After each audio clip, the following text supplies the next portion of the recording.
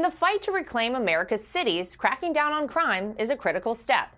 But we also need to build back up and deliver for those communities who have been forgotten.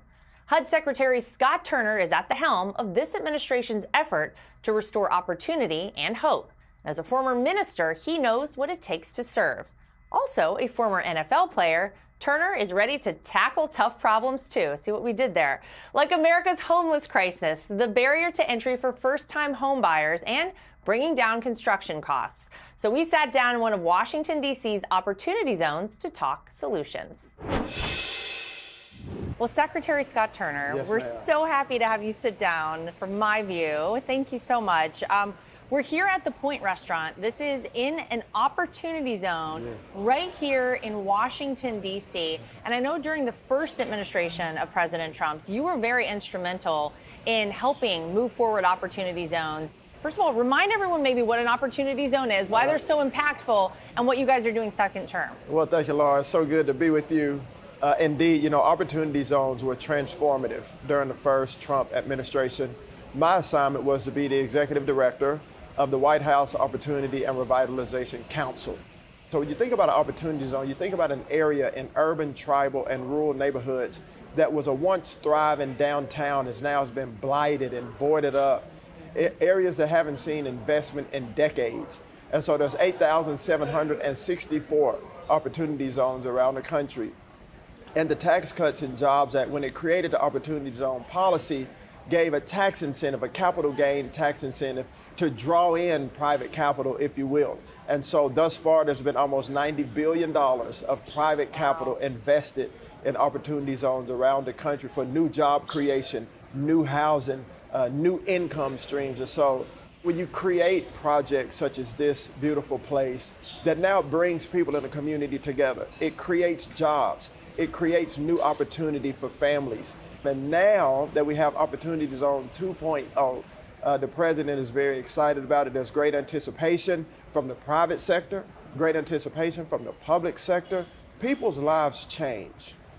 For instance, where you and I are sitting right now, the median income in this area, because of the Opportunity Zone project right here, went up 21%. I believe opportunity zones will continue to transform our nation, and now that they've been made permanent, I believe thousands, hundreds of thousands of people in our country for generations will be blessed. Speaking of the president, he recently signed an executive order demanding cities crack down on what he calls endemic vagrancy. So let me ask you about that. That's essentially homelessness, right? Permanent homelessness to a certain extent. In 2024, the Biden administration HUD put out a point-in-time report. That point in time was on one single night in January of 2024. There were over 770,000 people homeless in the streets of America, and 150,000 of those being women and children or families. That's unacceptable. And so when we came in, this administration, our idea was, hey, let's get HUD back to the mission-minded focus. What are we called to do? Who are we called to serve? And let's just start and end there. It's been historically hard for faith-based institutions to work with the federal government. And so what we've been very intentional about at HUD, to your question, is how do we partner with those faith-based institutions that are doing the work on the ground? When you think about eradicating and attacking homelessness, yes, you have to house people, but what's the cause of homelessness? Mental illness, substance use disorder. Let's get to the root of the problem. Critics, of course, Secretary, have painted this to be a negative. They've of course tried to say that it's cruel or extreme. But as you say, it's not just about giving someone an actual physical place to be. It's about helping them move past whatever the barrier is, right, in their life that's not allowing them to, you know, have a better opportunity for themselves. That's exactly right. We want to reward these institutions to get people off of government subsidies, get them out of government-funded homeless shelters and things of this nature, and launch them into self-sustainable lifestyles. That really is what America is about. And if you think about people that are coming out of homelessness, that are coming out of a homeless shelter, that are coming out of incarceration, that want to get a new lease on life, and they have an opportunity to put their hands to the plow and their feet on the ground to work an honorable job, that does something for us, not just externally, but internally, to make a living and to take care of themselves and take care of their family. And I think when we continue to do that, it'll be a different story in our country. You know, a big part of the American dream is owning a home. Yes. However, right now, we see rates that are not favorable to that. Can HUD do anything? What is it that you guys can do to maybe help for those first-time homeowners out there who say, I really want this, I don't know if it's attainable right now? Right. And you know, I've heard that around the country. And so I want to attack this from two different ways. Number one, under President Trump's leadership, we're getting our fiscal house in order, as you see. Groceries are down, energy is down, but the interest rates are still high. The interest rates need to come down, and we have been encouraging Mr. Powell, all of us, not in a derogatory manner, but in a manner to say, sir, the people in the country want to spend, they want to buy homes, so let's bring the interest rates down, which we know directly impacts the mortgage rates in our country. The second part, at HUD, we're doing our part in bringing down burdensome regulations.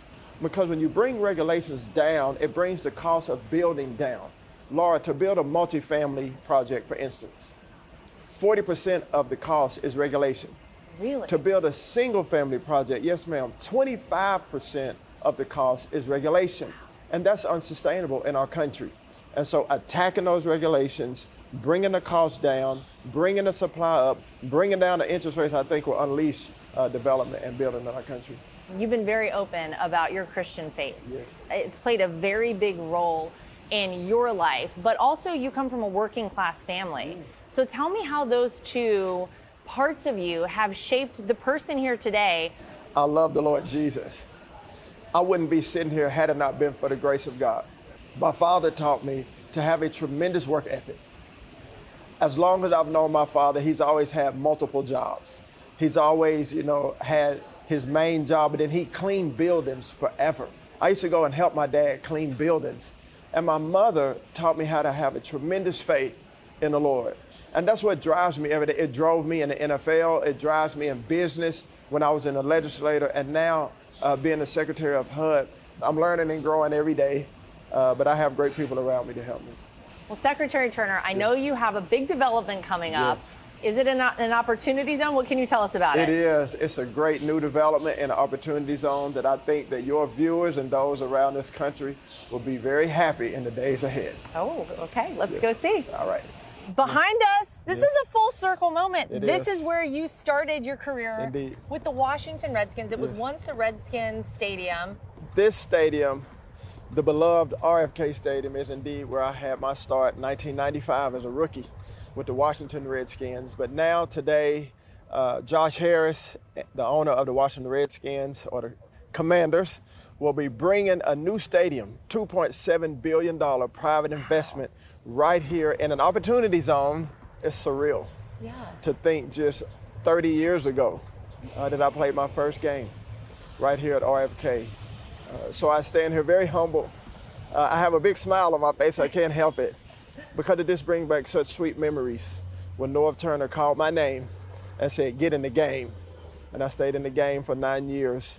But now it's a different game, to bring back new life and housing and revitalization and jobs and family and thriving to this community. And I know the people of this community and this city are so excited. Josh and Mark and the people from the Commanders, my beloved Redskins, and that team, which I'm so excited for them to come back. And we'll see. It's the Commanders now, but we know President Trump would like to see it. Could be the Redskins again. Yeah. So we'll see what happens. But That's Secretary right. Turner, thank you. Thank you, Laura. What a pleasure. Thank you so much. Appreciate you. Hey, Sean Hannity here. Hey, click here to subscribe to Fox News YouTube page and catch our hottest interviews and most compelling analysis. You will not get it anywhere else.